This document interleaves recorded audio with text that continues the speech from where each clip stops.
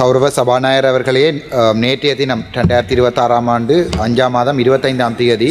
இந்த உயரிய சபையில் மாலை 3:30 மணியளவில் எனது உரையின் பின்னர் கௌரவ பாராளுமன்ற உறுப்பினர் கஜேந்திரகுமார் பொன்னம்பலம் அவர்கள் உரையாற்றி முடித்துவிட்டு அதன் பின்னர் இந்த கதிரைகளில் அமர்ந்திருந்தவாறு மிக கேவலமான வார்த்தைகளால் என்னை நோக்கி மிக அசிங்கமாக வார்த்தை பிரயோகம் செய்திருந்தார். இந்த வார்த்தை பிரயோகங்களானது பாராளுமன்றத்தில் உள்ளே இருக்கும் கேமராக்களிலும் பதிவு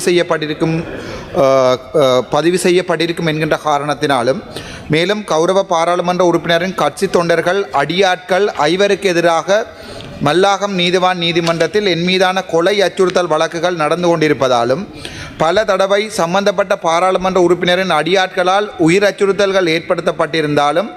தயவு செய்து சம்பந்தப்பட்ட பாராளுமன்ற உறுப்பினருக்கு எதிராக பாராளுமன்ற உறுப்பினர்களின் ஒழுக்க கோவையின் பார்ட் 3 அட்டெண்டன்ஸ் பிஹேவியர் சிவிலிட்டி என்ற செக்ஷனில் 30-31, அதே நேரத்தில் part 11 procedure for inquiry and சாங்ஷனில் செக்ஷன் 48-49 அடிப்படையில் பாராளுமன்ற சிறப்புரிமை ஒன்றினை எழுப்பி பாராளுமன்ற சிறப்புரிமை குழுவிற்கு ஆற்றுப்படுத்துமாறும், அதே நேரம் பாராளுமன்ற காணொலிகள் மற்றும் பாராளுமன்ற உறுப்பினர்கள் அவர்களுடைய வாக்குமூலம் பெறப்பட்டு தகுந்த நடவடிக்கை எடுக்குமாறும்,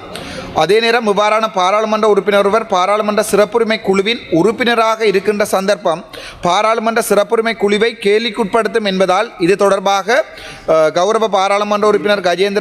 கஜேந்திரகுமார் பொன்னம்பலம் அவர்களை பொறுப்புள்ள அரசாங்கமாக கௌரவ சபாநாயகர் அவர்களை இந்த விசாரணைகள் முடியும் வரை சம்பந்தப்பட்ட பாராளுமன்ற உறுப்பினரின் பிரிவிலேஜ் கமிட்டியிலிருந்து உறுப்பினர் பதவியிலிருந்து இடைநீக்கம் செய்யுமாறும் வேண்டுகிறேன். நன்றி.